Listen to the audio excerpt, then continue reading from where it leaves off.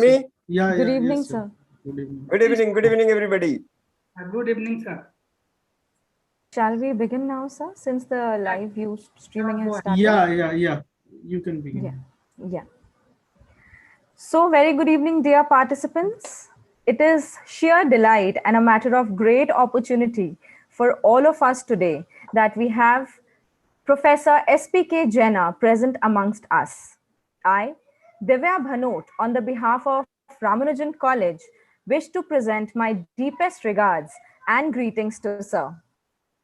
Having over 35 years of teaching experience, Professor Jaina has served as an esteemed faculty at various reputed teaching institutions, being presently associated with the Department of Applied Psychology, South Campus University of Delhi, and being formerly associated with Guru Jambheshwar University Hisar, MJP Rohilkhand University Bareilly, National Institute of the Mentally Handicapped Sikandarabad.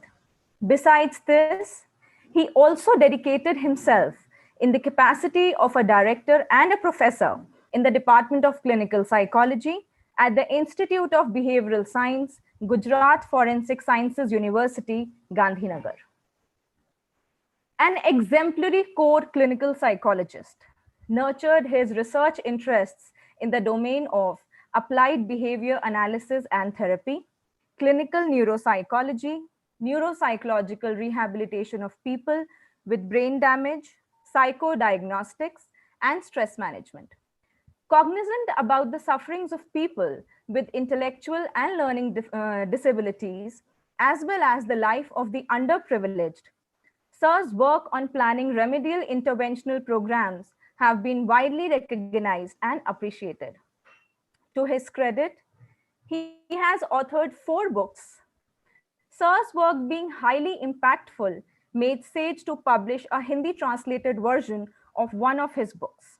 Over 50 research papers, 12 book chapters, 6 book reviews are published by the very reputed publication press nationally and internationally.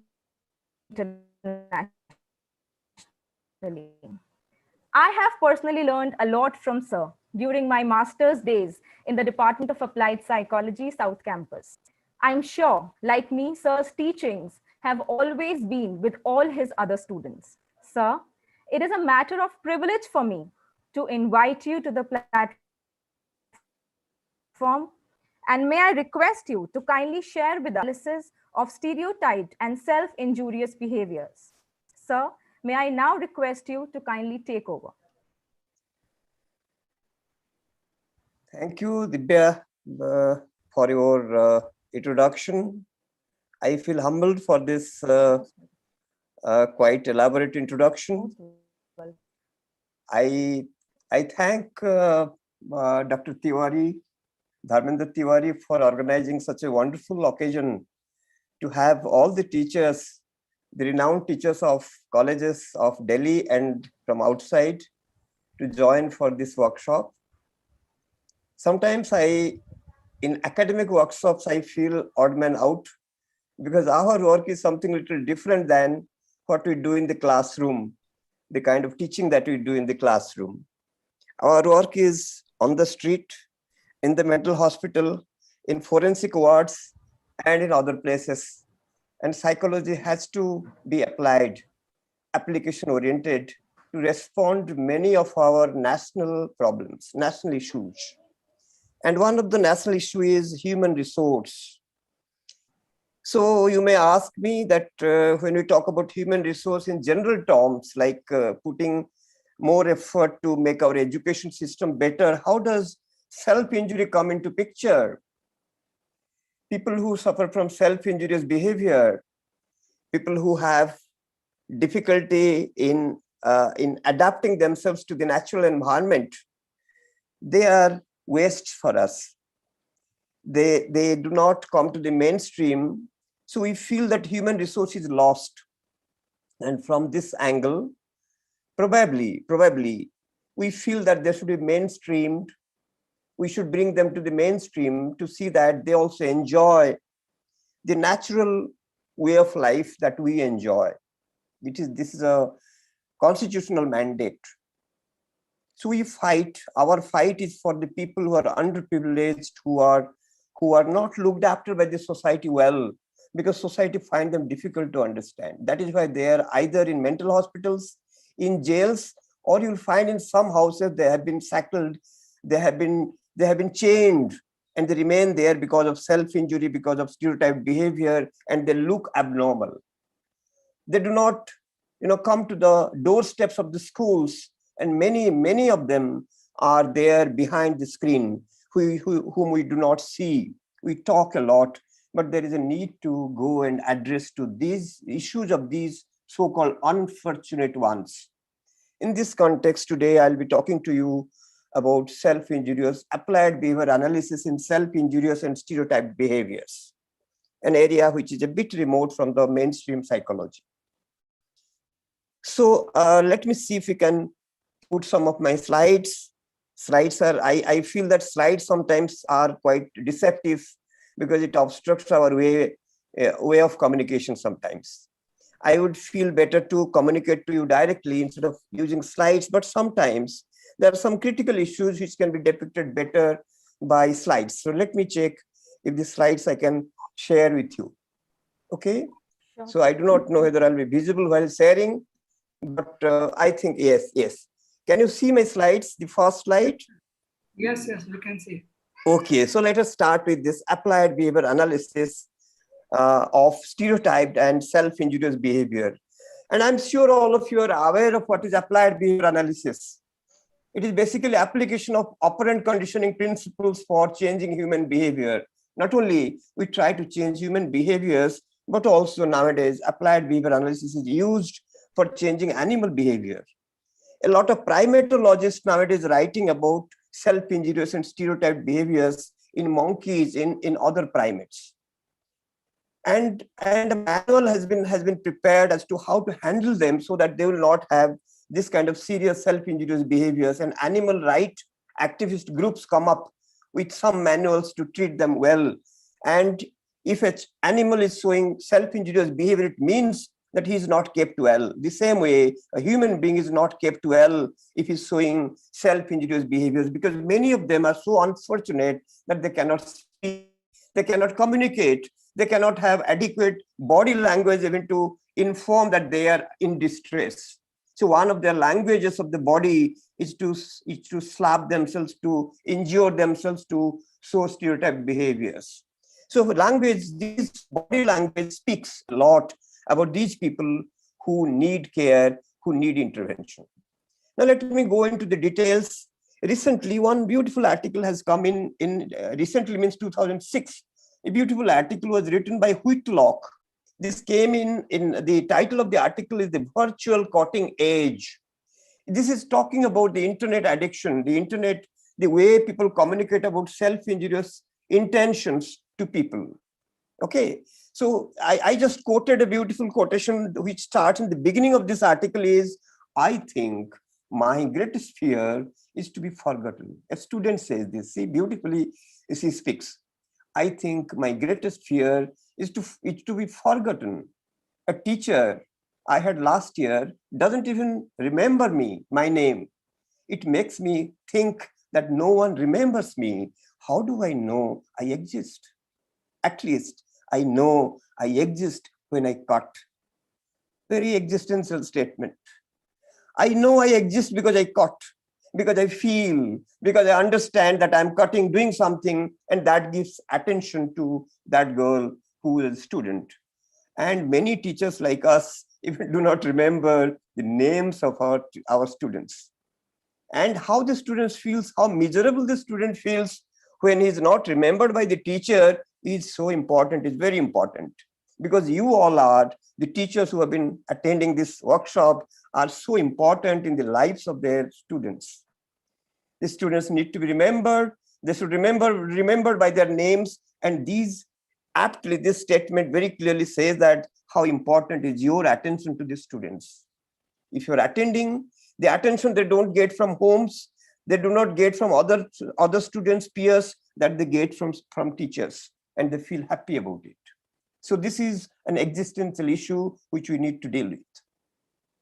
Increasing number of stories in the mainstream press and popular media, as well as the growing number of anecdotal reports by physicians, therapists, school counselors suggest that self-injury may be the next teen disorder. So far, we have been talking about internet addiction, we have been talking about addiction, we have been talking about many other things. But now, perhaps in the next century, we'll find a self-injurious behavior. This will be one of the prominent teen disorders. So be careful, be aware of it, be conscious of it.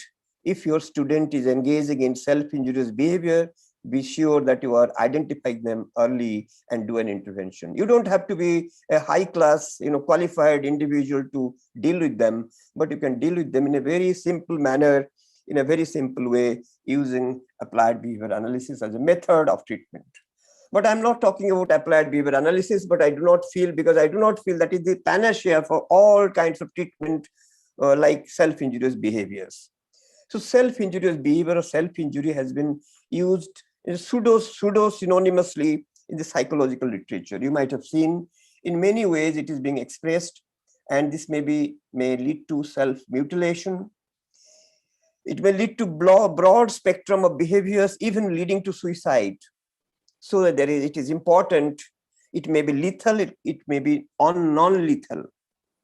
You will find, if you look at the clinical population, you will find that initially this behavior starts with stereotyped behaviors. They engage in repetitive behaviors like body rocking, pacing around. Those who have been staying in the hostel may be aware that how many times you keep pacing around in the hostel rooms because there is a confinement. One student, we are in the counseling services, one student wrote to me, "Sir, where I stay, I cannot see anything other than the wall of the neighbor's house. In my hostel, if I open the windows, I do not see anything else.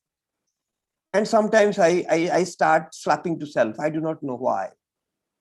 You see, the confinement, that creates so much of distress in people during this COVID time. Again, the second wave of COVID has come.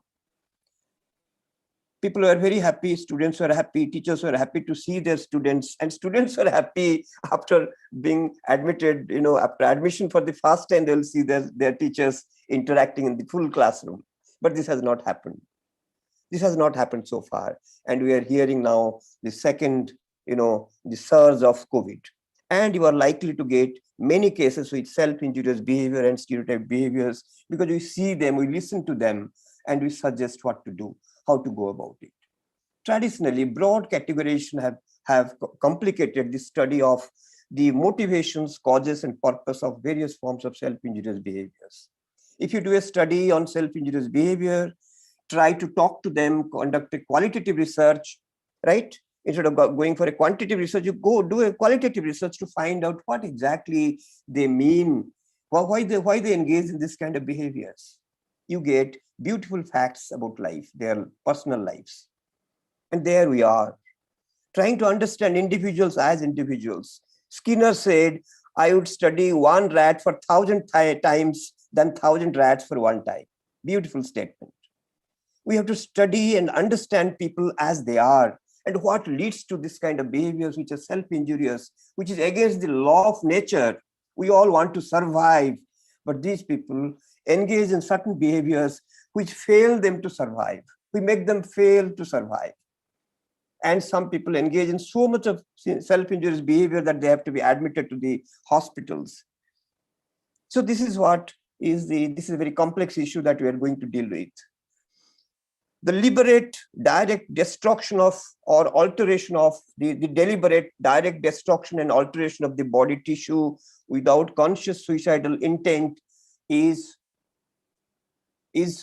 self-injurious behavior. This is one of the very simple definition given regarding the self-injurious behavior. There must be tissue damage. There must be alteration of body tissue. Whether it causes pain or not is not the question. But whether it is doing injury to the individual or not, that is important, because pain is a subjective experience. And we find that many people who are engaged in self-injurious behavior do not have a sensation of pain. I have seen children who bang their heads, and when I try to find out whether they have a pain sensation, they do not have. We treated such children who bang their head very badly, and unfortunately, they do not have any sensation of pain. We'll discuss about the issues little later on. There are ranges of self-injurious behavior. One kind of self-injurious which has attracted attention of the clinical community, the medicine, the professionals working in the field of medicine, is ocular enucleation, which is called eye gouging in a bad sense of the term. And there are other forms of self-injurious behavior like self-castration, culturally motivated body modifications. There are, in some cultures, it is there even if it is painful. Superficial, moderate self-injurious behaviors like head banging, right, cutting, self-cutting, hair pulling, all these behaviors you will find. Some people burn their hands, some people bite their body parts. These are some of the things that we see in some of these people. This is a case report of a 24-year-old female. This was reported by Jones in 1990, where there is a self-enucleation when there is psychosis. Psychosis-induced self-inoculation. You can look at the eye of this woman. She has gouged out the eyes, right? And she was having an auditory hallucination and was saying that I would not go to heaven unless I take it out, I bring it out, unless I took it out, means my eyes, if I remove. If I don't remove my eyes, do not take away my eyes, then I cannot go to heaven. I wanted to have my soul. The devil was after me. This was the auditory hallucination in response to which she engaged in self-mutilation. But she has also a polysubstance abuse disorder. She was addicted to amphetamine and marijuana. And nowadays we are finding that marijuana, amphetamine have got very important role to play in inducing psychosis, not only psychosis, but also self-injurious behavior, because it alters the sensation of pain. This author Jones has reported these cases where eyes were involved, eyes were being damaged by these people. The second case is another case where she says, I have sinned against the Lord, and God told me to cut out my eyes, so I have punished myself. This was the justification for eye gouging, and she has taken out both the eyes. One eye is there in the other slide. You can see the eyes here. Can you see here? The eye is there, which was being gouged out, taken away. And she has used all forms of instrument almost successfully. She has used household instruments, including 2 wooden chisels, which is used for polishing the cutting the wood, and even kitchen and craft knives. All these are displayed by this physician. And these all have been used in such a crude manner. And she has taken away one eye, which is there displayed here. And she was about to remove the other one when she was caught, when she was overpowered and put in the hospital. There is still a third case I'll show you. This is another third case, 18-year-old female, very young female, who was again addicted to amphetamine, cannabis, LSD, and so on, right? Lysergic dithylamide acid, right? And she was addicted. She says, if I don't have the bad eye, I won't see anything evil. So let me remove the bad eye. With that intention, she had removed her bad eye. One of the eyes she has removed. What she did, she perforated the left globe with a pencil, enucleated the eyes completely with finger, and completed the extraction of the eye also with a knife, and then stabbed herself. Not only she did it with hand, but also she took it out, right? Took it out, and she did it completely well. And this is the case. Another case, the 40-year-old male who was a schizophrenic, and he says, if I don't have the bad eye, I don't see any evil. So what I mean to say is that many of them are driven by the kind of auditory hallucination they have, and because of psychosis, they engage in this kind of behaviors. And the picture that I've shown, he has got it tattooed on his hand, on his left palm. And he was saying that This is eye of Horus, right? Which is the evil eye, and he wanted to take away this evil eye. These are number of ways we see the number of factors which drive this kind of disorders. So psychosis is one of the major driving factor or causative factor of self-injurious behavior. Then we'll go on to other cases. Now, the reason for showing this is the clinical procedure or the medical procedure which is used by ophthalmologist, ophthalmic surgeon to remove an eye when it is badly damaged. The eye is replaced with another prosthetic eye. This is a kind of dummy eye, so that the eye can be it can be positioned properly to not look odd. This is a prosthetic replacement. And how the procedure is followed, just I have shown you. And when does it by hand, one does it by hand, you can imagine how much of pain a person might have experienced. And all these are done under general anesthesia. General anesthesia. And if somebody is using, without anesthesia, using knives and all sorts of instruments, you can understand how painful is the experience. Psychologist has a very important role to play to understand why they don't feel pain, why this auditory hallucination becomes so powerful that we don't feel pain. The individual doesn't feel pain at all. And this person who does eye gouging, who takes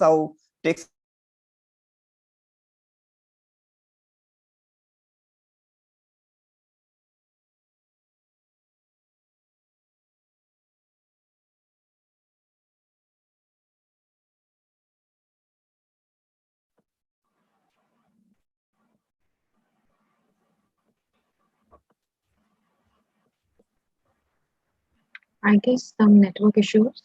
Yes.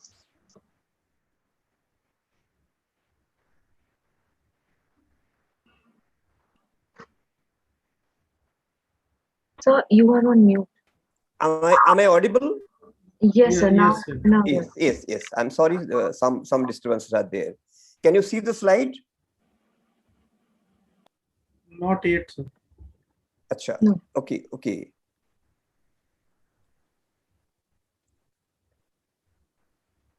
Is it again disconnected? You are here, sir, but the Okay. slides are yet to be visible. So we can manage without a slide. Sure, If slide is, let me just give 1 second only.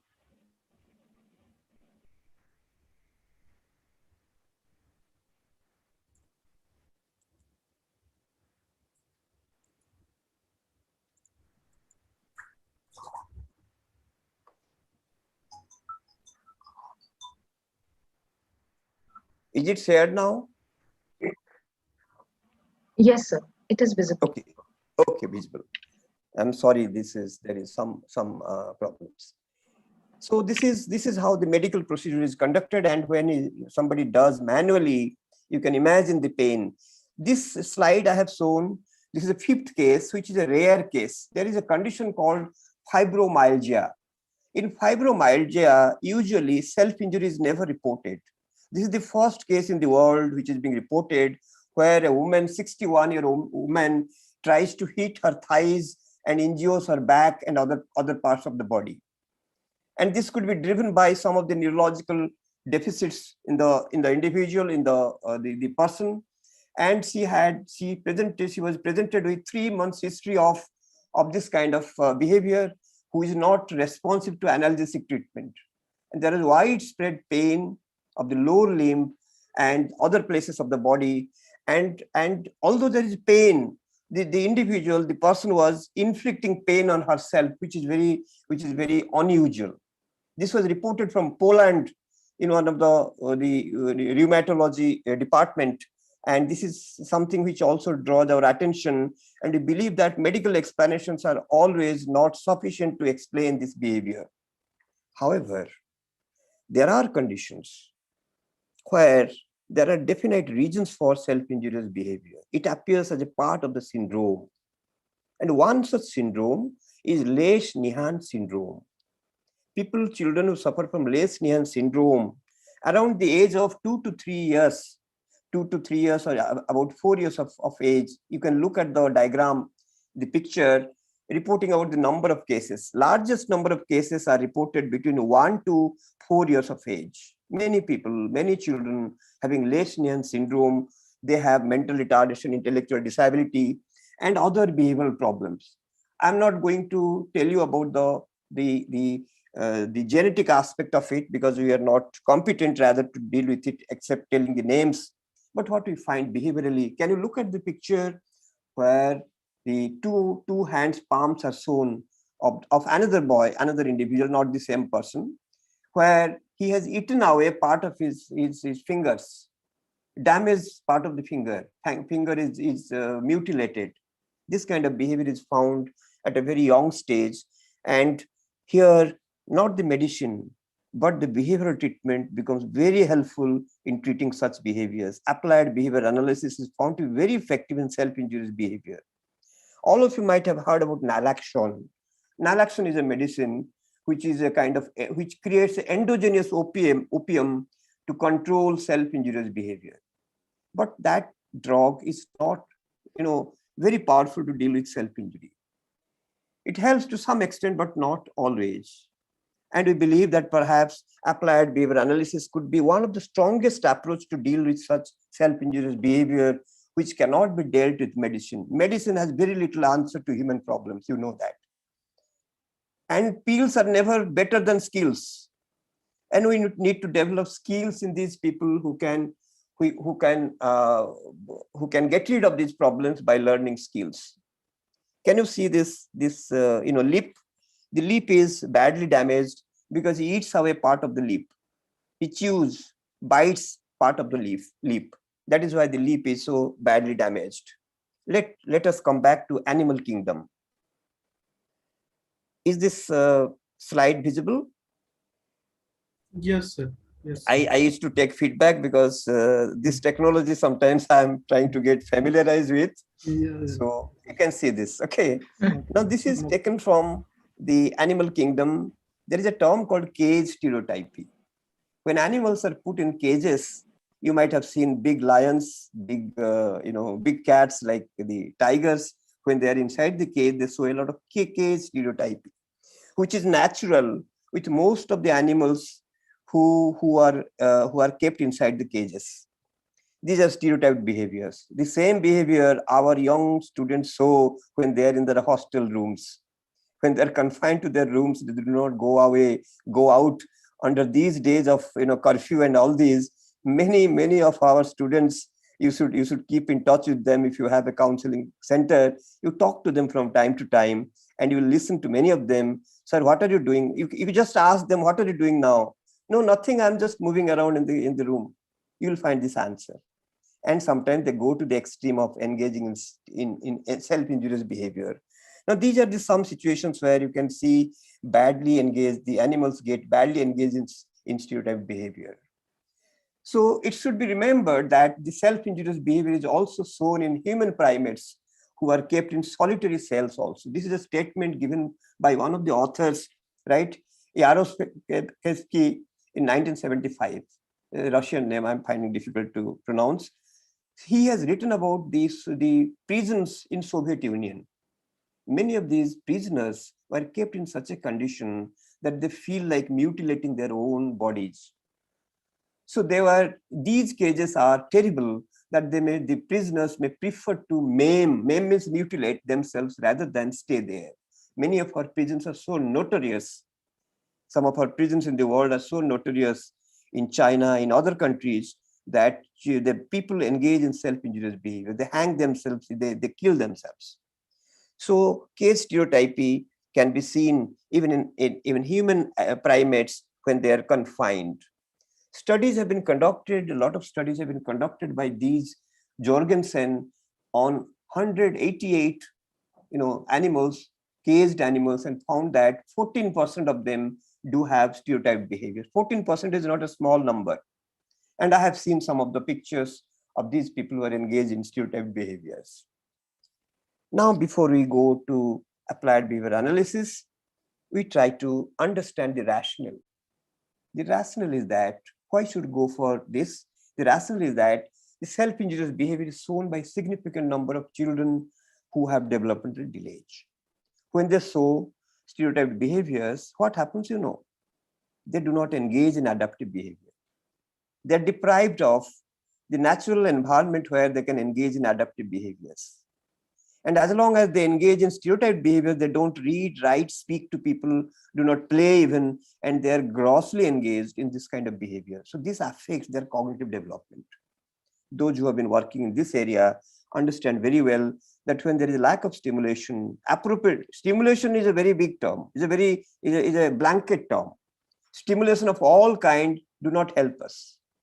Only stimulation of a particular type, very much selective stimulation helps us. If you read everything, it is not going to help you. You read very specific things which are useful for you.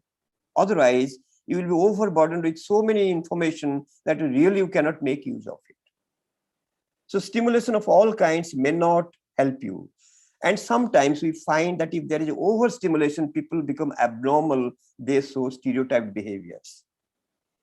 Many people use this behavior to get rid of overstimulation. So either the understimulation or overstimulation both can lead to self-injurious and stereotyped behaviors. The greater degree of intellectual disability occurs because of the fact that they keep on engaging in this behavior, sometimes 10 hours, 15 hours, 20 hours a day. You leave them, they will be engaged in this behavior. I have seen in many mental hospitals. I have seen this in special education centers. I have seen in autistic children with autism.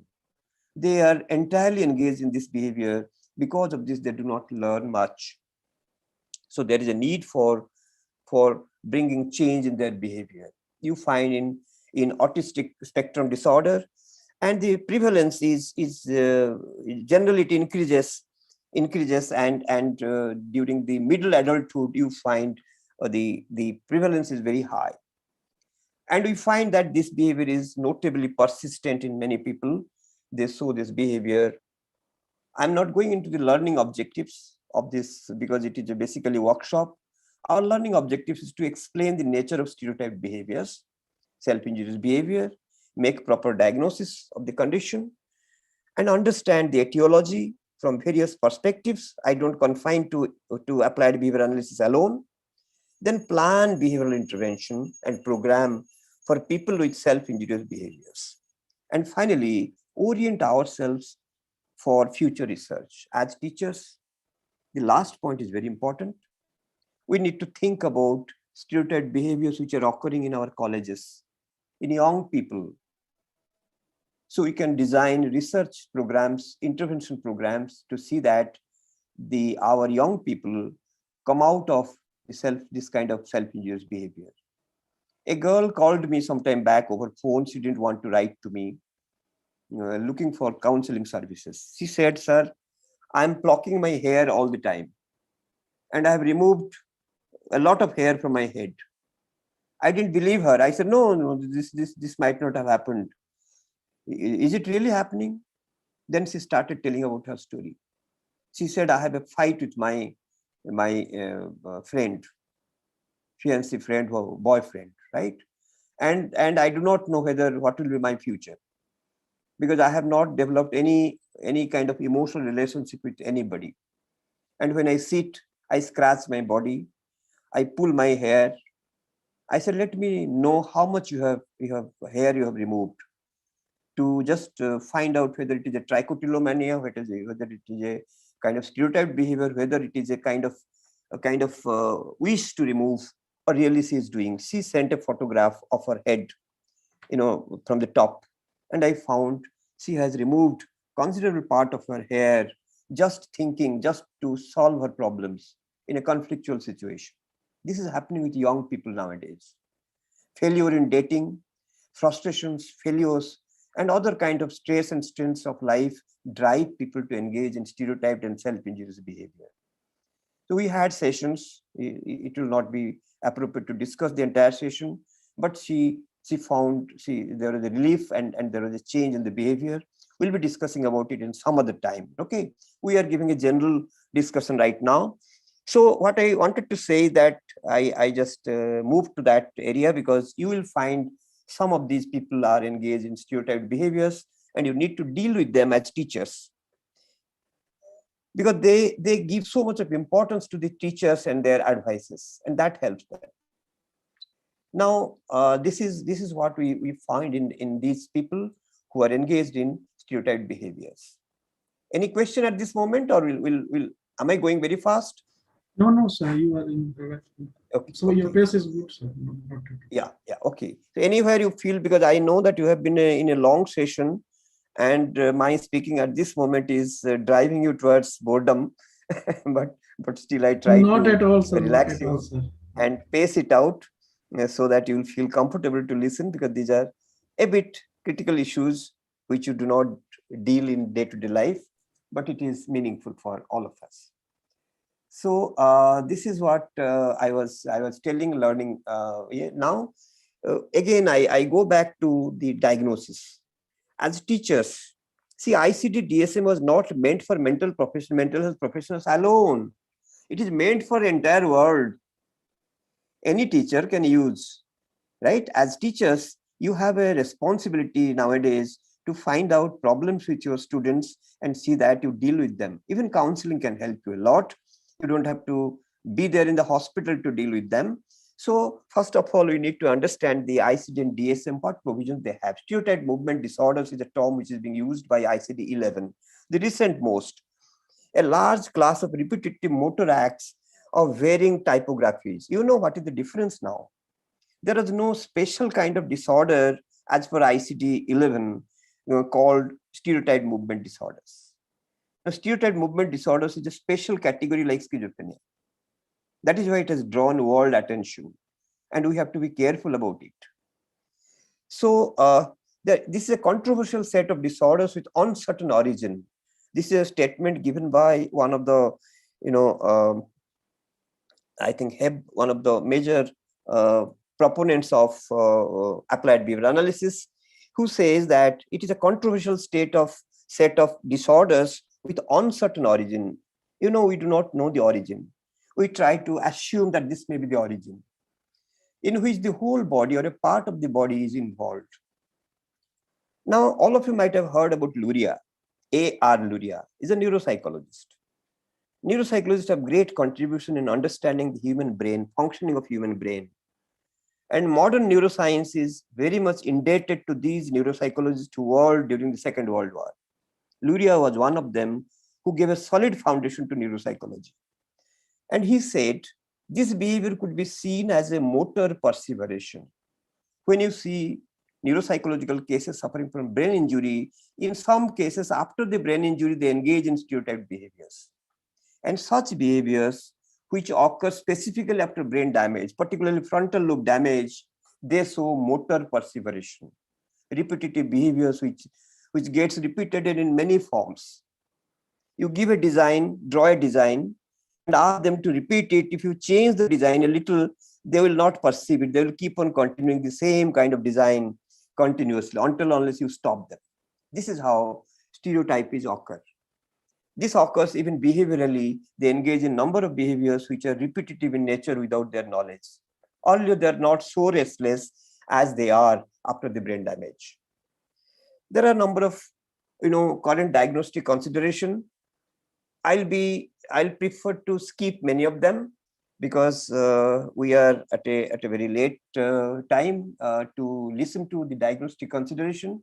But one thing I should tell you, 6A060 and 6A061 are two things which very clearly says that there are some stereotype behaviors which are without self-injury and another group which are with self-injury.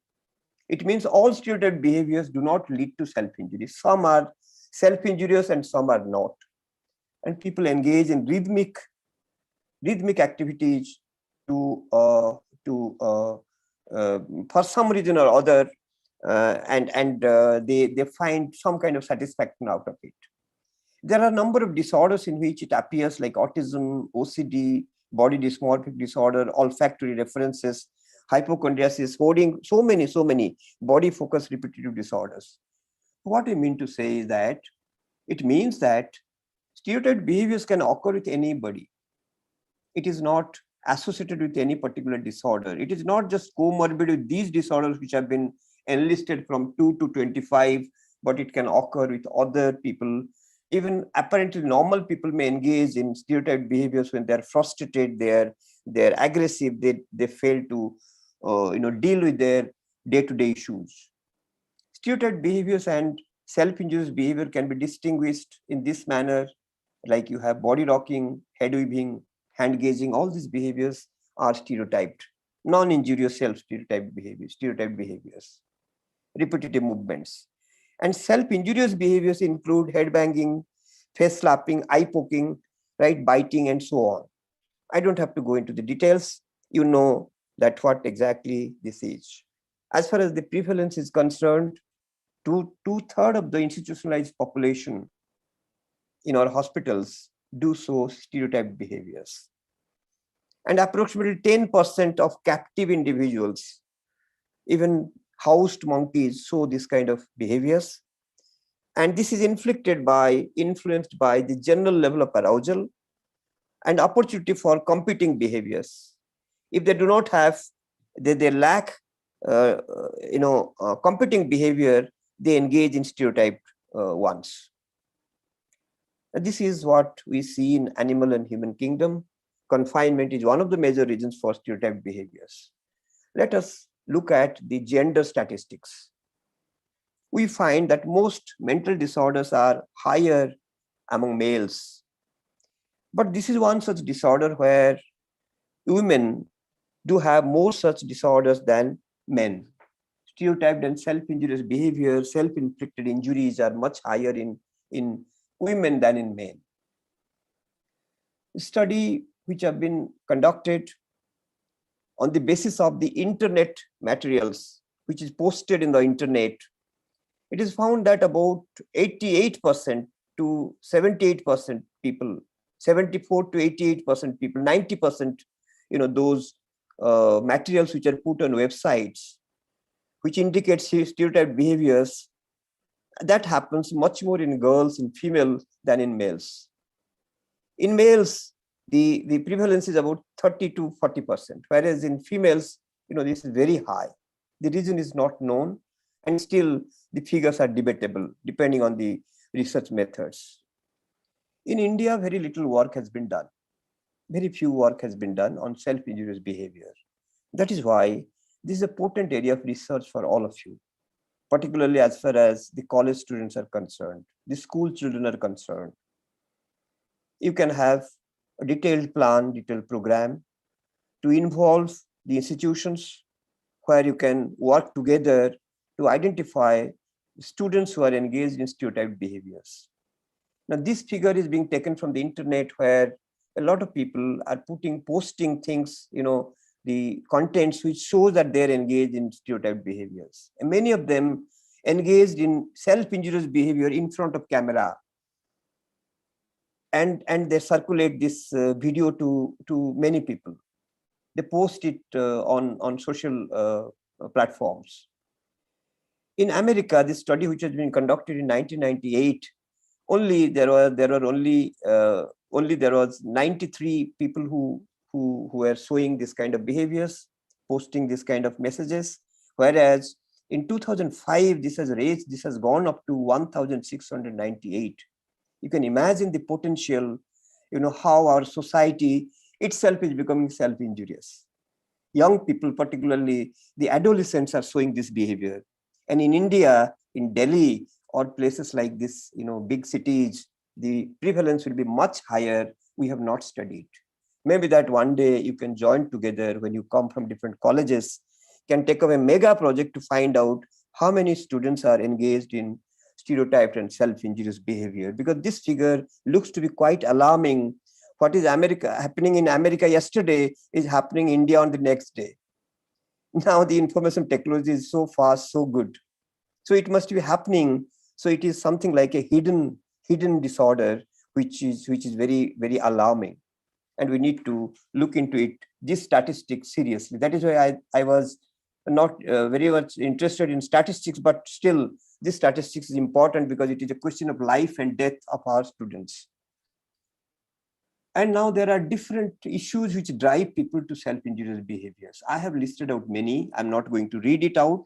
Just take a few seconds, just look at it and relax yourself you will find most of the disorders are associated with self-injurious behavior. And the one which is most prominent is depression.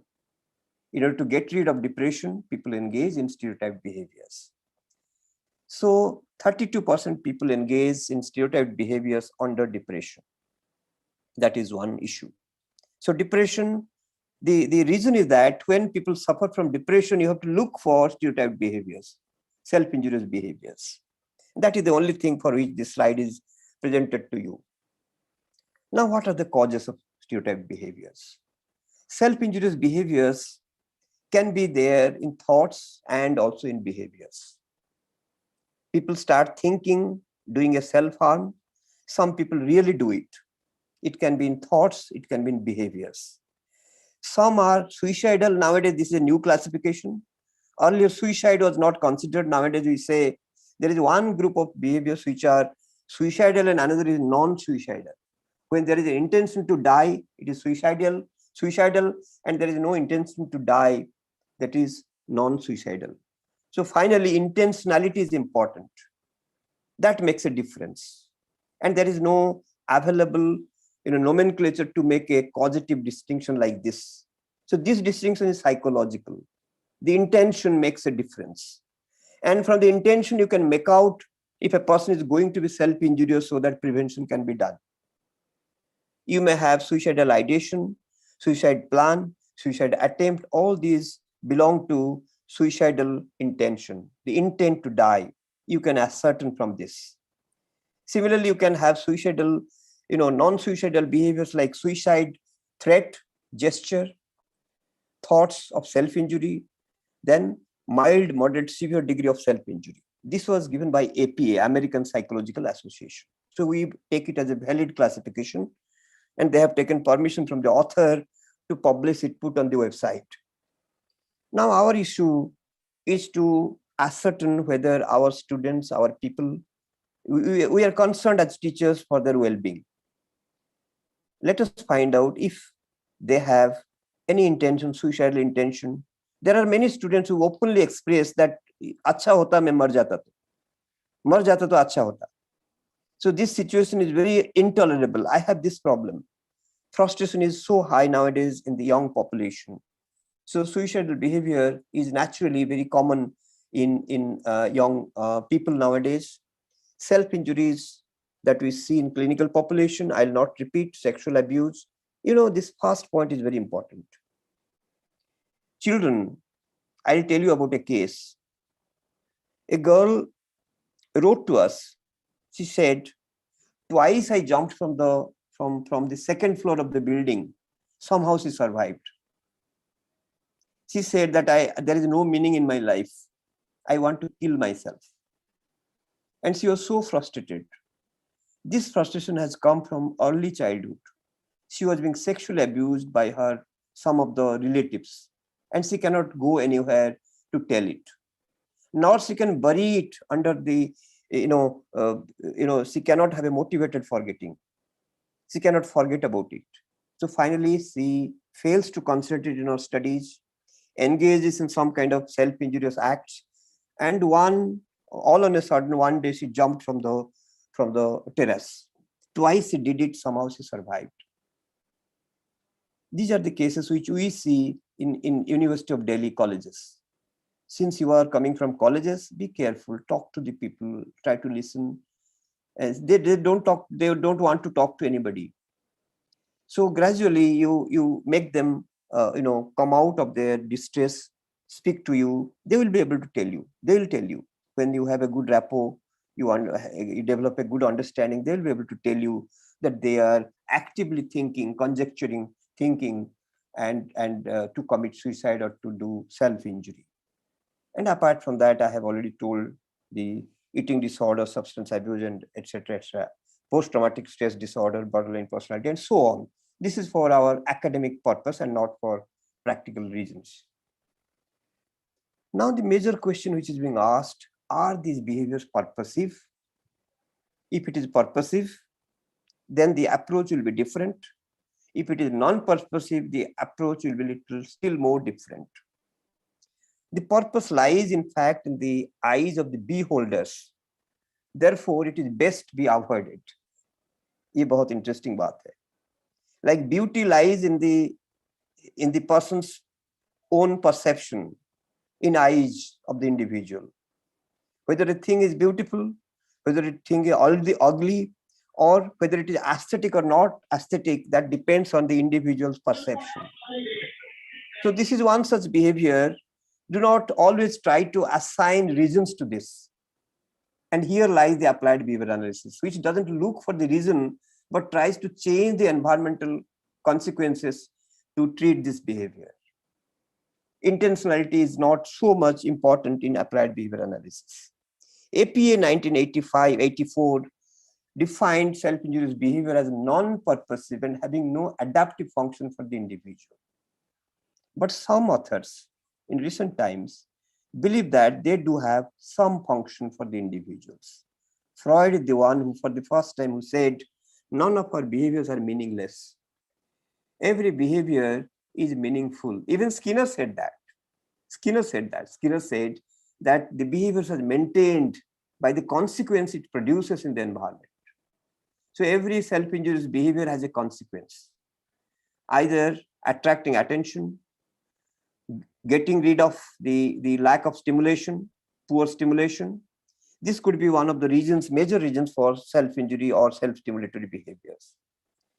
Whereas research considers that self-injurious behaviors are basically self-stimulatory. It gives self-reinforcement. That is why these behaviors are maintained. Otherwise, these behaviors would not have been maintained for such a long period of time. And with this, we go into the etiology and bring out certain neurological hypotheses. If you look at the developmental perspective, we find that the extrapyramidal system and the motor system of the cerebellum plays a very important role. Even basal ganglia plays a very important role. These are the observations made in 1950s. When people are engaged in stereotyped behaviors, these are the areas which are either affected or stimulated. So probably the seat of self-injurious behavior lies in extrapyramidal system or the motor system of the cerebellum or even basal ganglia. But this approach is too reductionistic. Brain always do not determine all our behaviors. Environment plays a very important role. The consequences that it reaps, that plays a very important role in sustaining the behaviors. It is not just manifestation of behavior, but sustaining of the behavior across time is important. You might have seen some people, when they are very, very upset, they bang their head. They break things. Out of fury, they engage in stereotyped behaviors, right? But after that, they're perfectly all right. So this one occurrence of stereotyped behavior is not a defining characteristic of considering this as a disease, as a disorder, until unless it continues over a period of at least 3 months period of time. Other studies have revealed, biological studies reveal that the endogenous opiate plays a very important role.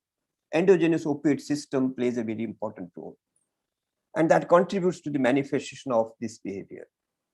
So maybe that manipulation of endogenous opiate, right, could alter the behavior, this behavior. So even Bussy in 1957 said that the entire pathophysiology assigning this entire pathophysiology to extrapyramidal system has been openly challenged in number of researches. There are controversies as to why this happens.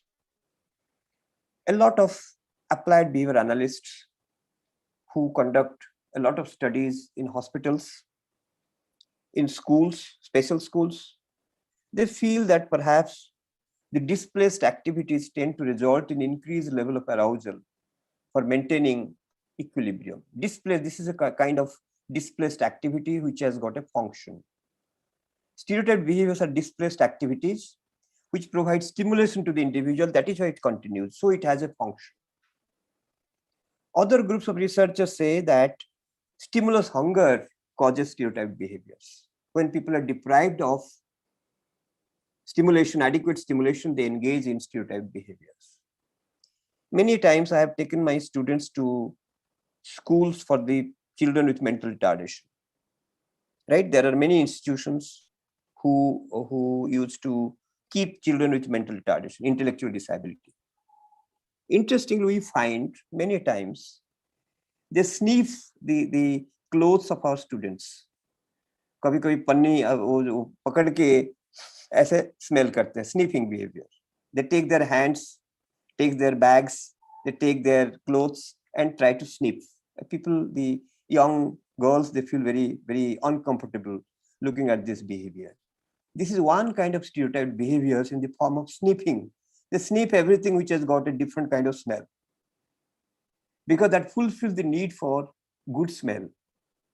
And most of these institutions are not well managed. They stink very badly. Many of them spoil their clothes also. So this is how this happens. So many of these behaviors are driven by the deprivation, physical restraint, conflict, and so on. That is why it occurs.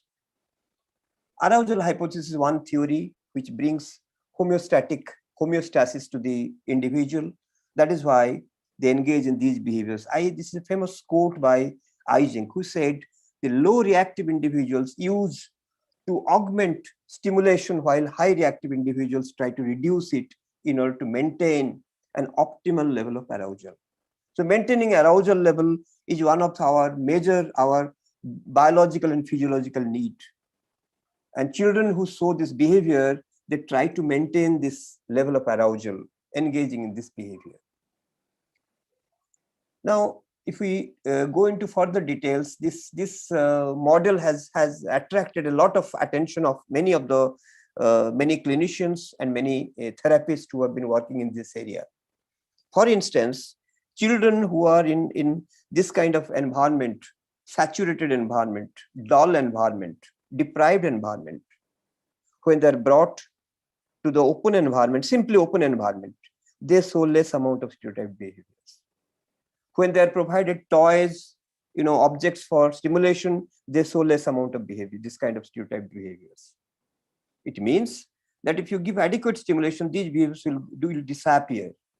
The stimulation can be taken as a kind of therapy for them. There is a addiction hypothesis also, because it is found that, as I have shown in 3-4 cases, many of them are addicted to certain drugs which alter the endogenous opiate system. And perhaps that gives an answer why the children are engaged in self-injurious behavior. Endogenous opioid system acts almost like opium, which relieves pain. So it is a pain reliever. And people experience pain by inflicting pain on it and try to get rid of it. It is almost like an addiction. And later on, like addiction, you need higher amount of self-inflicted injury to get the same kind of kick out of addiction, out of stimulation, self-stimulation. This is another hypothesis which has been proposed by some people. Dopamine, which is a cause of psychosis, is nowadays assigned the status of causative, causative status in understanding self-injurious behavior. A number of studies are being conducted nowadays. Why I'm talking about all this? Once you understand the causes, it becomes easier on your part to deal with them. Whether it should be biological, whether it is psychological, that you determine. Freud, the psychologist, also have spoken about stereotyped behaviors, although not so conspicuously. They believe that many of the children try to test their body boundary. So earlier stages, when children show normal kind of repetitive behavior, that behavior has a meaning. The meaning is that they try to distinguish the body from the environment, the body from others' bodies. And this is how it is a part of the formation of their personality.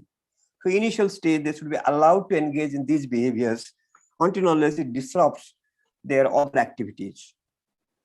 So it means people who have not been able to distinguish the environment from the self, they are more likely to develop this kind of stereotype behaviors. Can you understand what I mean to say?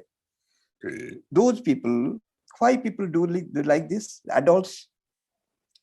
Because they are so engrossed about themselves. It happens in psychosis, it happens in many other psychological disorders. They are so engaged, indulge with themselves that they do not get time to understand the environment, interact with the environment. So this is one way to show some kind of behavior to distinguish themselves from the environment. This can happen, and you can deal some of these people, knowledgeable people, students, by using this as a hypothesis. Psychodynamic approach can also be used in dealing with self-injury, dealing with stereotyped behaviors. So psychoanalysis is not dead. Psychoanalysis is still kicking. Psychoanalysis is still alive. We have to understand people from that angle. Our students are not caged animals. Our students are the best ones in the country who come here to study, and we find many of them are engaged in, I told you about the case histories. These are the cases which are reported. There are many who do not like to speak to a male counselor. They do not want to speak to a professor. They do not want to speak to others. They would be revealing this to their friends, to their peers, very close to them. So this testing body boundary can be taken as a very important way of dealing with them to deal with their self-injurious behaviors. Now we'll go a bit faster so that many of you are, I'll go to some of the cases which I have dealt with so that it will put a little light on the discussion. Can you see this girl? This girl was a microcephaly girl. The head was, although the head was looking to be perfectly normal, but it was not so. As per the ICMR assessment, the head circumference is much lesser because she has got a lot of hair. You cannot make out. She is a microcephaly girl who was admitted to one of the special schools. And I worked with this girl who was engaged in face slapping. She used to slap her face very badly for say half an hour until unless you stop this girl. And we tried to use differential reinforcement of other behaviors to see that her self-injurious behaviors, self-stimulatory behavior is reduced. And this appeared in one of the journals sometime back. And the picture that I'm showing here, this one, the diagram is there in the next slide. This is how we try to deal with. We have used different, she was showing a lot of body rocking, and we used physical restraint with differential enforcement. Initially, we took a baseline, and we found that it is quite high. Almost in a minute, she was engaged in 100 times slapping to self, banging her head, or so many other behaviors. This is how we did an observation. 3-4 baselines were taken. Then we used physical restraint for some time. A bangle was used to restrain her from slapping to herself, and that was used casually from time to time. That itself reduced the behavior to a large extent. But when she was exposed to music, again the behavior went high, became high, and it increased like anything. So this is how it happened, and gradually we found that intervention could reduce this behavior. Like this, there are many cases where differential reinforcement can be used, were used very effectively in dealing with stereotyped behaviors. Differential reinforcement means providing alternative mode of reinforcement that can reduce this behavior. This is another case with autism where we have used, the child has on-task behavior, self-manipulation behavior, and posturing behavior.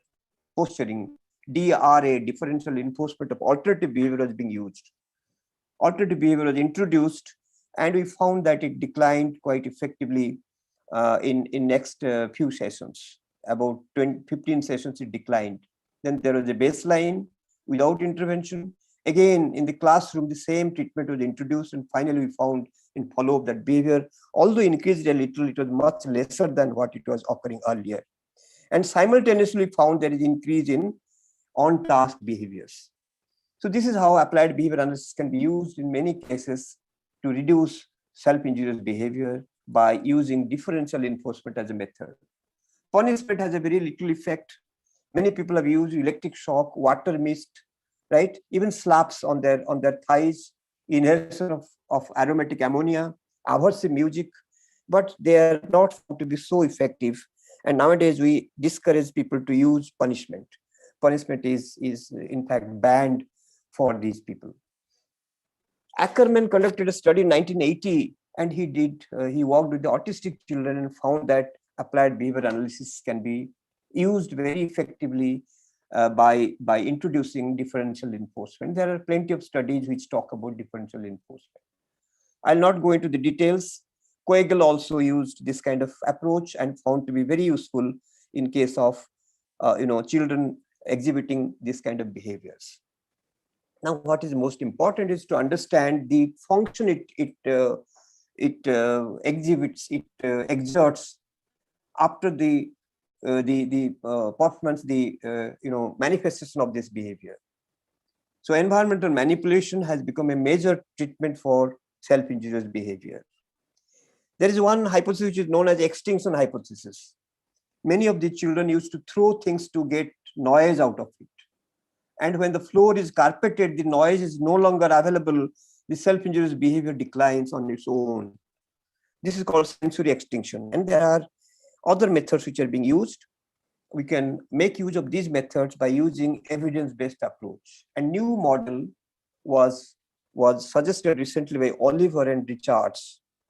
This model talks about the child characteristics and the operant environment. Child characteristics means the characteristic of the child, which means the genetic largely, and of course the operant learning environment. So both the phenotype as well as the genotype are to be considered while dealing with the self-injurious behavior. Phenotype and the environment both play a very important role in self-injurious behavior. So one has to conduct an applied behavior analysis to find out their relative roles. And that is very important. And we have a lot of things to discuss on the details of the approach, how to go about it, how to take a baseline, intervene, and find a follow-up, conduct a follow-up, and see how the effects can be compared, taking single case experimental designs and quasi-experimental designs. So I think the discussion will not be sufficient unless we go into the current analysis in the field. I hope that it gives us a lot of opportunity to work not only with these people, but also with the medical professionals who are working in related areas. And that opens up new opportunity for research and intervention. So with these few words, I conclude this discussion, hoping for further interaction on the subject. And if you have any feedback, any kind of information exchange, you can always contact me at this email. Thanks a lot for your patient hearing. I understand it is quite late for listening to details of how we go about using applied behavior analysis for intervention in self-injurious behavior and stereotype behaviors. Thanks a lot for your patience, for being with me. Thanks a lot. Thank you. Thank you so much, sir. I hope I am audible to everyone. Yeah. Yeah. Thank you so much. You have actually given deep insights into the understanding of self-injurious behaviors and stereotype behaviors, as well as you've explained how the applied behavior analysis provide promising answers to the understanding of such behaviors. What are the different kinds of comorbidities in relation to the different disorders with which it occurs, as well as the various theoretical approaches that could help in the treatment of these kinds of behaviors. We feel really honored to have gained such great insights from you, sir. Thank you so much. The participants have been so much fascinated with the information that they have asked a number of questions. So if you permit, I would like to take a few of the questions, sir.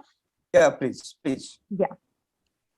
So one of the questions was that, is there any correlation between sleep deprivation and stereotype development? If yes, how significant it is? So far, the literature is not supporting this hypothesis that this may lead to stereotype behaviors. But really, I do not know. What is important in applied behavior analysis is to see the effect of the behavior in the environment. Right?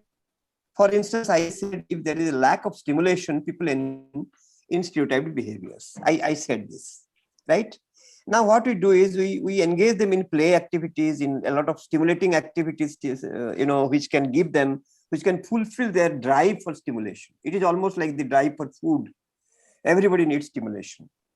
Now, when you give the stimulation, the behavior is much lesser. By doing so, we test this hypothesis that deprivation of stimulation can cause this. Now, when people sleep well, also they show stereotyped behaviors. So not sleeping well or insomnia need not be the only cause of stereotyped behaviors. It may be occurring sometime, and literature doesn't say insomnia has a direct relationship with this. We may look for the literature also, right? It may be comorbid issue. Good question. Thank you. Thank you very much, sir, for your answer. Does social class competence stereotypes are amplified by social inequality, sir? If yes, how to minimize with clinical help? Social inequality obviously causes distress. And how people express the distress, that depends on the individual's, the phenotype, the way the environment and genetic interaction. For instance, some people are genetically weak and they are likely to show more stereotyped behaviors than other people. And some environment as such, they find a model of stereotyped behaviors. घर के पास कोई है जो बार-बार head banging करता है. If a person lives nearby in that locality, he has more chances because he has seen people banging head. If the person has visited a mental hospital and seen that under distress, there is a likelihood that he may imitate vicariously those behaviors. So social inequality alone will not lead to self-injurious behavior until unless there is a model, until unless there is some kind of role model to engage in these behaviors. Okay. Thank you so much, sir. So a girl who is 23 years gets violent quickly to her mom. She washes the clothes which were once washed and cleaned by her. What can I suggest in this? So this is the question that has come up from one of the participants. In this case, we have to do an applied behavior analysis to find out when, where, and how long she engages in this behavior, whether it happens in presence of mother, in presence of other family members, whether she does it alone. Many things have to be answered. So this three-term contingency, the A, B, C, the antecedent, behavior, and consequences. What are the situations where it happens? When she's alone, when she's other people, that is called the antecedent.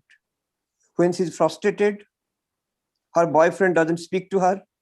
Sometimes she gets some kind of poor marks in the examination. What makes her do this? You may take little time to find out what are the antecedent. Then you find the when it happens, whether people come running to her, they try to give more attention. These are the things to be investigated to find out what course of action to be taken. This is called applied behavior analysis. Absolutely, sir. Absolutely. So if you comment, can we take the other question? Yeah, please. A participant asks, I observe that many people get into self-injurious behavior without having any psychotic indication, but yes. having poor control over their impulses. Even some tried to attempt suicide without showing any previous sign or symptoms of such behavior. Would you like to explain it in a bit more? Yes. It will be premature to give a solution to this just by listening. We have to spend a little time with this person who engages in self-injurious behavior. What really leads to this? Again, the story of applied behavior analysis is very long. We try to observe the individual in different contexts. We have to take information from the parents, what causes the behavior and under what situations he does it more, and when it is less. This too also information is important. So basically we say that a behavior will never be maintained until unless there is a reinforcement behind it. And what is that reinforcer? And there are two kinds of reinforcer. One group of reinforcers give relief. For instance, if she has a nagging mother, nagging father, she wants to get rid of it by showing certain behaviors so that they will not further trouble her. Now this dynamics has to be established. You may need little time. This is called baseline observation. Little time to establish what exactly happens. Even a doctor tries to find out when, how, where it happens. Is it because of amphetamine addiction? Is it because of psychosis, because of driven by the hallucinations? Many questions are to be asked. And then we formulate. And behavior analysts try to see the role of environment largely, because we don't give prescribed medicines. We don't prescribe medicines. And whether the sensory needs can be fulfilled by other activities. This is very important. Sensory needs means young people have a different kind of needs. The older people do have different kind of needs. That also has to be found out. Very important. So again, I say analysis has to be done, applied behavior analysis, very objective analysis. Now let me add, if the time is not, it is already late, but I'll tell you, we sometimes use, when we do not find any kind of causal relationship, we try to repeat the behavior in high frequency so that extinction will occur. For instance, body rocking. I have a case, a child with autism does body rocking, and body rocking he does 70-80 times in a minute. Can you imagine? In a minute, in 60 seconds, he does 70 times body rocking. So what we did is we tried to use extinction as a method. The rate of body rocking we increased to 80 to 90 times so that extinction will take place. If you have understood the Hall's theory, drive reduction theory, and extinction theory, reactive inhibition will occur only when the behavior occurs more than the desired level of rate of occurrence. Then only the extinction will take place. To be very precise, when he does 70 times body rocking, you may find it odd, but the child enjoys this. But when it is increased to 80-90 times, the child doesn't enjoy. Imagine you playing on a sway. दोला है ना, दोला आप झूलते हैं, झूला में आप कभी बैठेंगे तो जब धीरे से आप झूलते हैं तब बड़ा अच्छा लगता है, बहुत बढ़िया लगता है, हवा बहुत अच्छे से आती है. जोर से आपको हम ये करेंगे तो पुश करेंगे तो एक स्टेज आएगा, आप कहेंगे ना बाबा और नहीं बस स्लो करो. That is the situation, because extinction occurs at that stage. Before that, you get a reinforcement. Similarly, child engaging in stereotype behaviors gets a lot of reinforcement from body rocking, moving forward and backward, because he doesn't get a lot of reinforcement that you and me get from our general environment. जैसे हम बात करते हैं, सुनते हैं, इतने समय lecture attend करते हैं, फ्रेंड के साथ बात करते हैं, टेलीफोन करते हैं, घूमते हैं, they don't go anywhere. They are at home. The level of stimulation is very less. And the same home becomes old enough to give adequate stimulation, so they keep on rocking themselves. Rocking has a meaning. Every time you cannot use this paradoxical technique, you may be using for some time, but try to give as much novel experience as possible. That will bring a change in their intellectual development as well. So don't make the treatment mechanical. Try to understand that they have to grow like you and me. They have to be exposed to enriched environment to grow intellectually, mentally, and psychologically. That should be the prime concern. They should not be away from the educational environment, should not be away from the regular stimulation that we get. That has to be given. Thinking that he is intellectually impaired, we should not keep them away from general stimulation. So always see that you give adequate amount of stimulation, and that will make the self-induced behavior disappear. Many stereotyped behaviors will disappear if they are given adequate stimulation. Thank you. This is a good question. Sir, thank you so much for such a useful talk. Time is not allowing us to listen you more. In fact, I must thank the organizers and Dr. Tiwari for giving me such an opportunity to speak such a long time, even if the students, these teachers are bored, but still I feel that it's a good opportunity to interact. We are very grateful that you accepted our invitation and shared your wisdom of knowledge. So thanks a lot. And in future, if you organize any other program, then definitely Sure, try to listen you more. So please. thank you so much. Divya? Bye-bye. Yes, sir. Yes, sir. Even if I wish to bring to this highlight that we have been bombarded with a lot of comments and appreciation in our chat box, that it has been a wonderful session. It has been an enriching session and a brilliant session, sir. So thank you so much. Thank you so much for giving us your time and your valuable insights into this topic. So thank you so much on the behalf of Most the welcome. whole organizing team. Thank you so much, sir. Bye-bye. Thank you. Thank you. Thank you so much. Now Professor Arvind Mishra has joined us again for question and answer session. So Mishra, please take over. Yes, sir.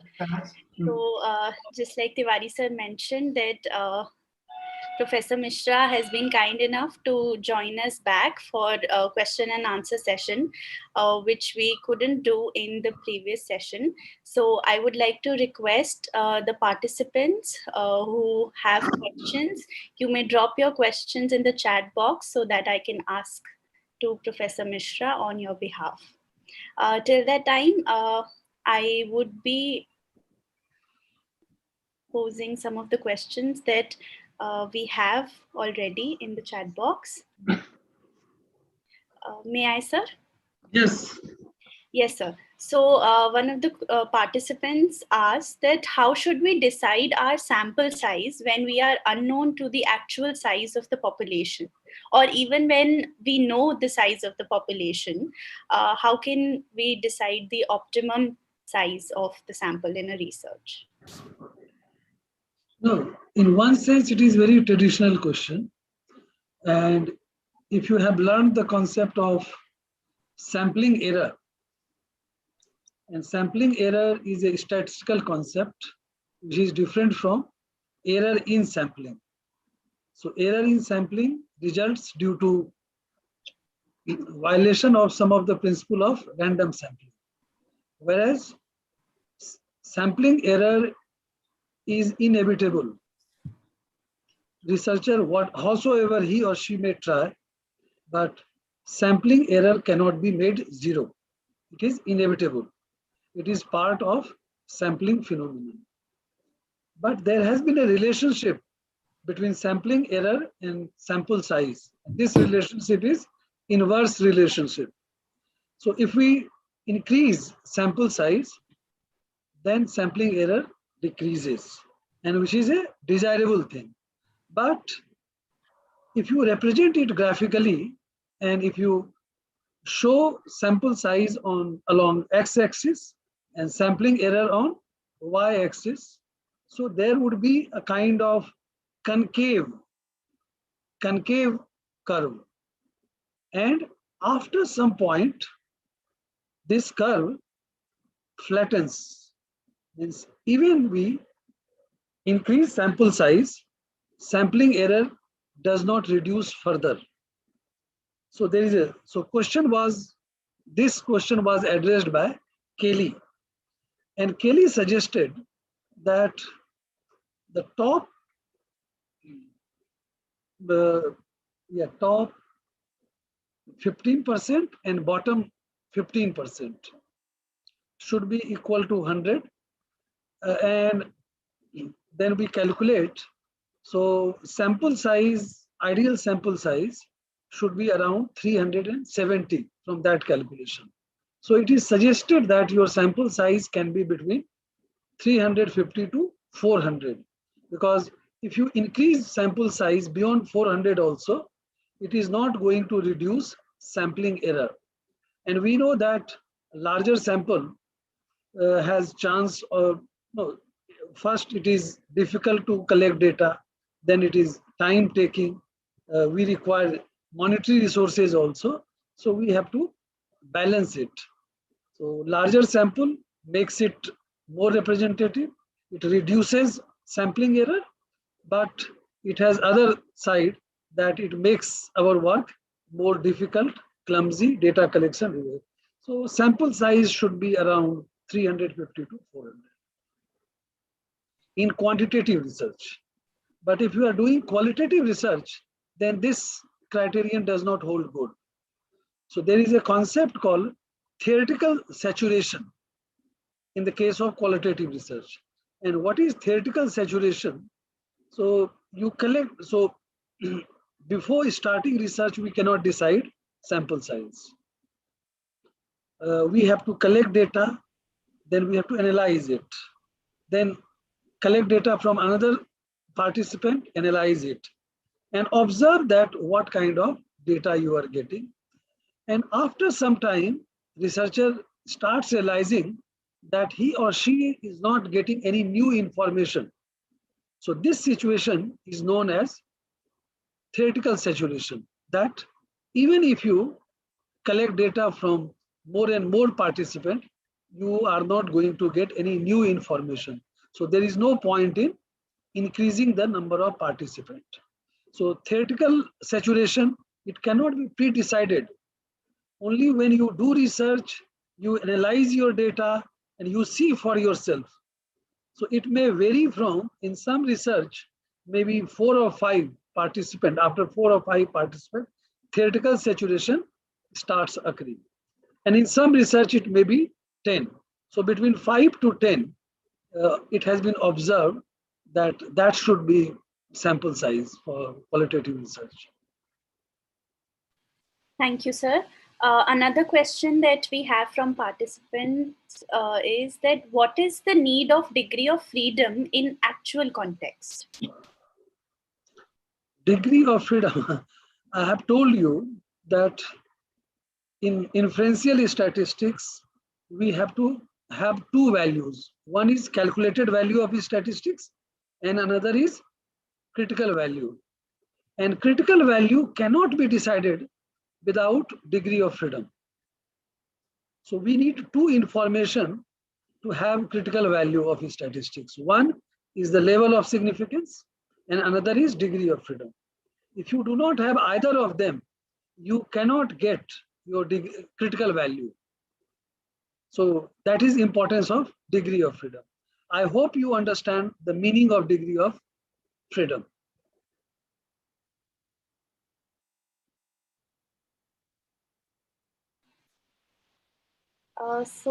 Another question, should I ask another question, sir? Yeah, ask. Yes, sir.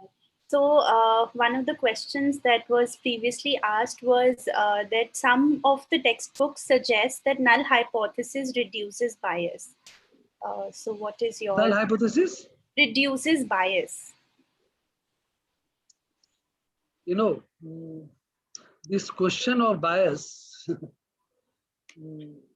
a researcher, whether we shall use the word bias or not, because in standard statistical book or research method book, and Professor Ramadhar Singh has also talked about that you have 2 kinds of hypotheses, directional hypothesis and non-directional hypothesis. So in directional hypothesis, you clearly specify the direction of hypothesis, that group A would be greater than group B, or group A would be less than the B. One may say that this shows some kind of bias. No, research is a cumulative activity. Please understand. No researcher starts from afresh. Quite often I find students reporting that in my area, nobody has done research. I think this kind of statement is made because of lack of knowledge about research. As a researcher, when you start your research, if your problem is something like incidence of anxiety in a particular district in India, first I will say that it is not a real problem. It is a kind of survey. It is not a research problem. It is a survey. Okay, but no, a research problem is based on some kind of theory and some theoretical concepts are involved. And the aim of research is to arrive at some kind of generalized finding. From a particular research, we try to generalize. You may use some kind of concept and you may not get literature if you do Google search, but it is suggested to researcher that you should know some parallel concepts. So if you are doing research on stress, so you should, and suppose I'm just assuming, it will not be possible that if you put this word in Google search, you will not get article. There would be more than what you can handle. But I'm just taking an example. Suppose you put it into Google search and you don't get any kind of result. What should you do? Should you assume that nobody has done research? First is that Google search is only one kind of search engine. There are other search engine also, so we should try to use that. Second is that it is possible that one particular word may not get response, because after all, it is machine that is trying to understand your query. Now you put different word which is close to stress, like tension, or you can say mental burden. You just try out some of the close word, and I'm sure that you are going to get some results into that. So research is basically accumulative. So no researcher is the first researcher in a particular field. That is my first statement. If that is so, and we do review of literature, which is essential part of a research, what do we do after doing review of literature? Does it remain only a ritual? No. Review of literature gives us direction.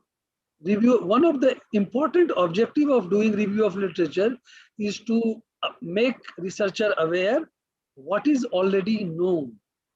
Okay, and from there you want to know something more. So you have got some kind of direction. So review of research gives researcher a direction. Similarly, a hypothesis is not like hawa mein tir marna. No, hypothesis is very much based on your review of literature. So you have a direction. Should we call that as a bias? No, I think it is based on previous finding, previous literature, previous researches, and researcher is supposed to capitalize on that, capitalized on previous researchers' knowledge.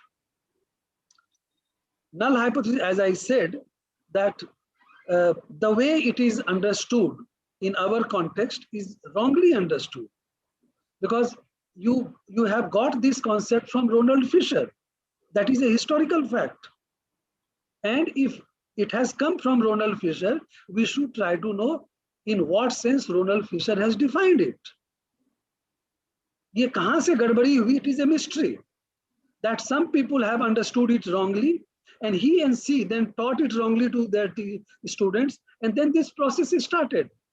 So now wrong understanding of null hypothesis has become normalized, and people think that this is definition of null hypothesis, which is not correct.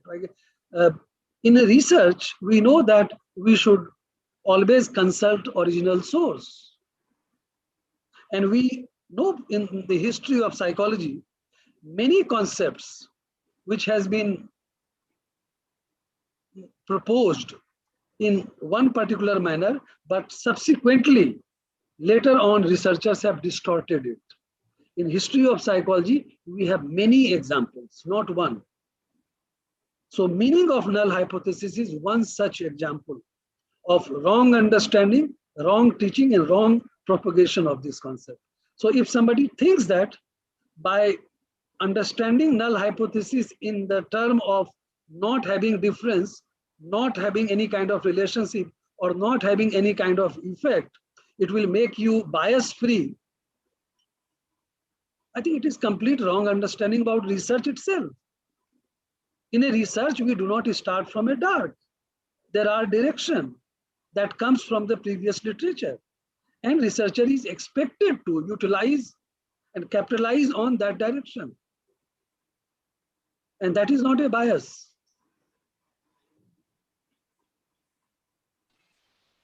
Thank you, sir.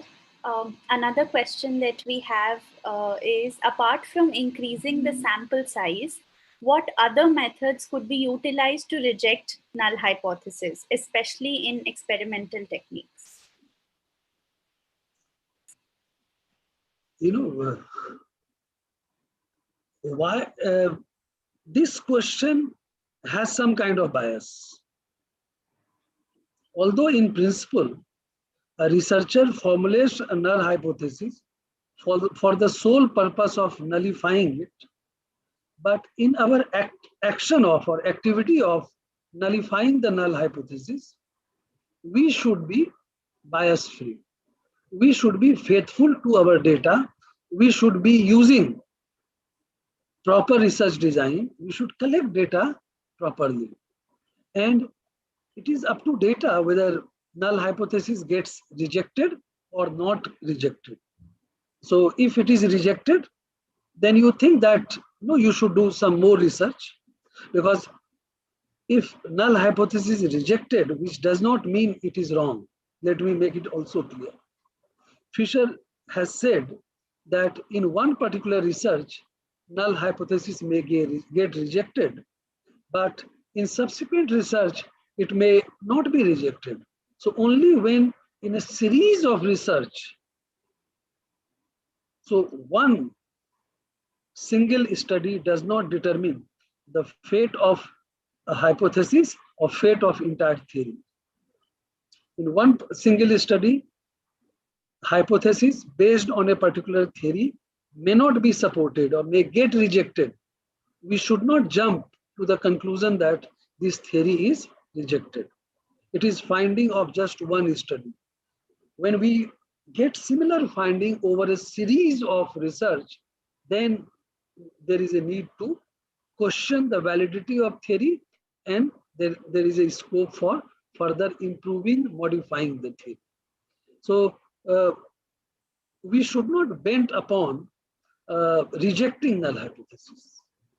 Rejection of null hypothesis is a principle of research that, according to the logic adopted by Ronald and Fisher, that you have a fact in terms of hypothesis, plausible fact, and you keep on testing it. You keep on testing it. And that's how we show that how obdurate, how durable, how dependable this fact is. It is simply that. So rejecting null hypothesis should not be a source of happiness on the part of researcher. Again, it shows because in our mind, somebody has injected this fact that major thing is alternative hypothesis, which I have already made clear, which is not part of Fisherian scheme. Neither it is part of Neyman and Pearsonian scheme. So from where it has come, it has come from some air because of misconception. We have no basis for this concept of alternative hypothesis. Sir, actually the Thank same you. participant Yeah, thank you, sir, for your reflections. I was asking a bit something else in this question. I think I wrote it apart from increasing the sample size, subsequently which augments or increases the degrees of freedom. What other methods could be utilized to reject the null hypothesis, especially when we talk about experimental techniques? The goal is to to increase the minimal significant values which we often get during piloting of a study. Yeah. I think I have not understood your question clearly. What basically? Let's say if I do an experiment, sir, for example, start with a paradigm, and then after collecting, let's say 10 data sets, let's say I'm doing an EEG and ERP study, brain correlates, I'm interested in measurement of some cognitive variables. Then after 10 samples size, I know that there is something, if I increase the sample size, I will definitely get some significant values by rejecting the null hypothesis. So that should be the approach, increasing the sample size, or there are other approaches which can give me some insight that I can manipulate around other things by controlling the extraneous variables, obviously. That was the question which I wanted to ask. If I... you are talking about experimental design. In experimental design, we have three kinds of variable: independent variable, dependent variable, and extraneous variable. And we know that extraneous variable potentially can influence the value of dependent variable. But in your particular research, you do not want to examine the effect of extraneous variable on dependent variable. So extraneous variable generally confounds the effect of the independent variable on dependent variable. So a researcher is expected to control that. And there are 5 ways to control extraneous variance: randomization, matching, elimination through statistical control, and taking independent extraneous variable as additional independent variable. So these are the way to control the influence of independent variable. But in a research, our real purpose is, or real interest should be, to know whether there is genuine influence of or effect of independent variable on dependent variable or not. Our purpose should not be to reject null hypothesis, because I have told this is one of the lacuna of null hypothesis testing, that any value, statistical value, can be proven significant simply by increasing sample size. So increasing sample size is not a solution for the researcher. It is a deception. It is a deception, or rather it ridicules the significance of significance testing. Yes, sir. True. Long back in a correlational research, a research was conducted to know the relationship between height of the person and IQ of the person. As an idea, this is ridiculous. That is there a correlation between height of the person, and what was the result? Result was 0.028. So which is very, very low, 0.028. But since sample size of that study was 14,000, so this value was significant, statistically significant. So this example again shows that irrelevance of significance testing.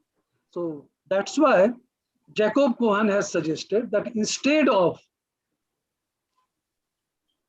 changing the significance testing, we should try to know the effect size, the real. So in case of correlation, what is the magnitude of correlation? So 0.02 is almost close to 0. So if it is 0.3 or 0.5, so it has some magnitude, some value. So in case of correlation, value of coefficient of correlation is effect size. But in case of T statistics and other, we have a formula that has been suggested by Jacob Cohen. If you apply that, and you can find effect size. So surely. In experimental research, instead of rejecting, means focusing on rejection of null hypothesis, we should be interested in knowing its effect size. And why it is important, you may have heard the concept of meta-analysis. Now, what is meta-analysis? So in a field, in any particular field, thousands of researches are done. But there is hardly any attempt to synthesize all those findings, that all these 1,000 research where it has taken the level of knowledge in a particular field. So meta-analysis is different from systematic review of literature. It is a statistical procedure to synthesize all the findings. But for doing meta-analysis, we need effect size of each individual study. So if, as a researcher, we only report the significance level and p-value and not effect size, so person would not be able to include our study in meta-analysis. That's why it is very important to use.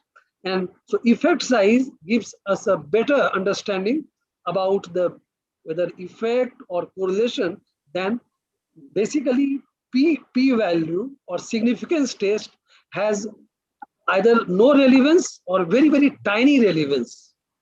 So please do not get trapped in, because it is a tool that has been taught. Let me give you some example of great of psychology. Who are the great? Wundt was great. William James was great. Kohler-Wertheimer was great. Watson was great. Piaget was great. Then Frederick Bartlett was great. S.S. Stevens was great. Then 2 Nobel laureate. Pavlov was great. Then Herbert Simon. None of them have used null hypothesis significance testing for their research. And Skinner said very clearly that instead of teaching scientific method, Fisher has taught us a confusing statistical method.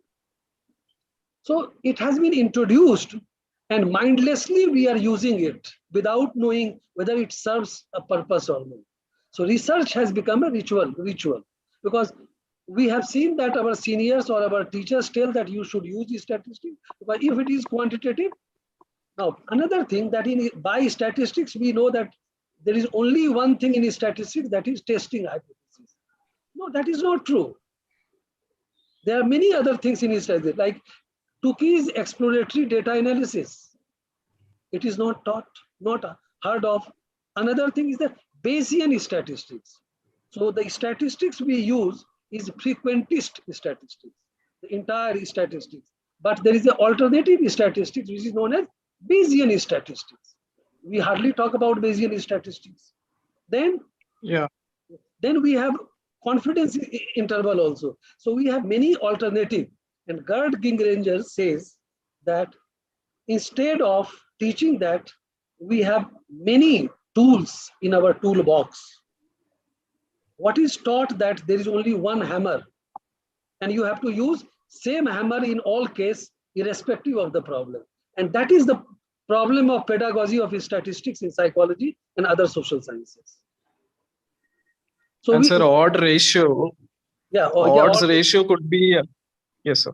Yes, these are the Yes, sir, alternatives. please. So basically, I say that in toolbox there are many various tools, and students should be taught and they should be familiar with that.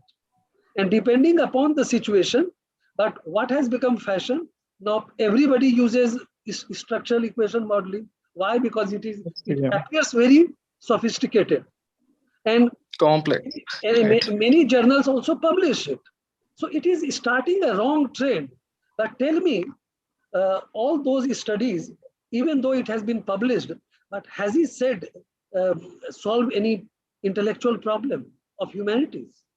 And whereas all the great names I have mentioned, they have never used statistics, but their contribution is much more enduring and much more relevant. And that's why we still remember Bartlett, we remember James, we remember Wundt, we remember not only for historical purpose, but because they have contributed very, very substantial. So statistics has become a substitute for intellectual engagement in psychology. Just by doing the ritual of statistics, we stop thinking. So Gerd Gingeranger says that we should be more interested in statistical thinking rather than statistical ritual. So title of one of his paper is Statistical Thinking versus Statistical Ritual. What we do in psychology, and not only in India, everywhere in the world, researchers are involved in statistical ritual rather than statistical thinking. There is no pedagogy for statistical thinking because our textbooks are defective.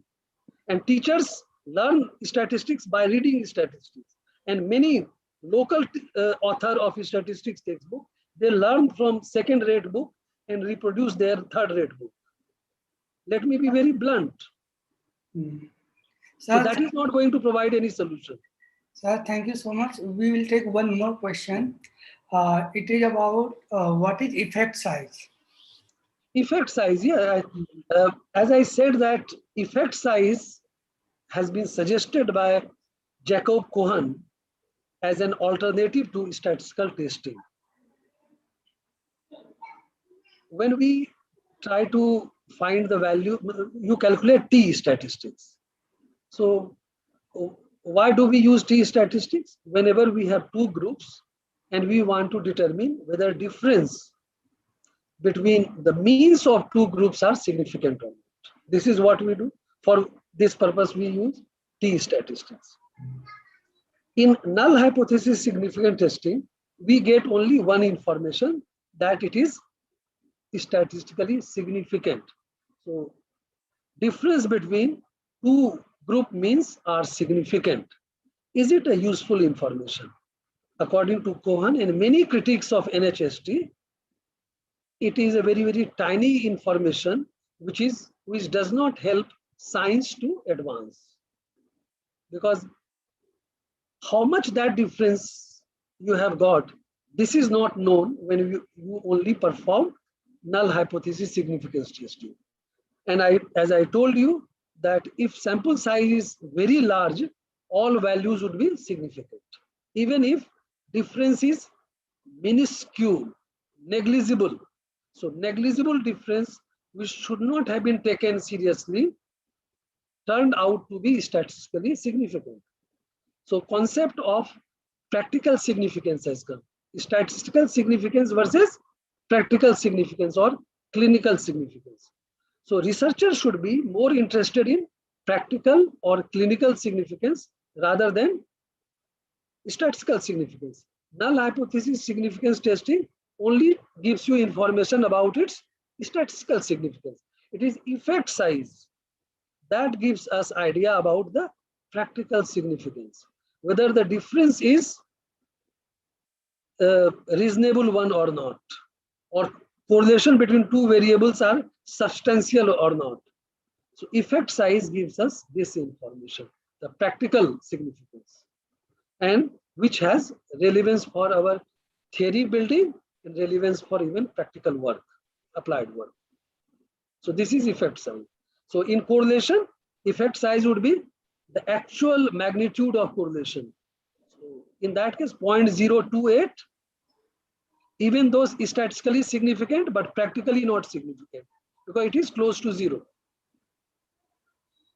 Whereas it is possible that if your sample size is very small and correlation, coefficient of correlation is 0.35, it may be statistically non-significant, but clinically or practically it may be significant. And proponents of effect size say that you should ignore, you may ignore is p-value or significant testing, and you should focus on effect size. Okay, thank you, sir.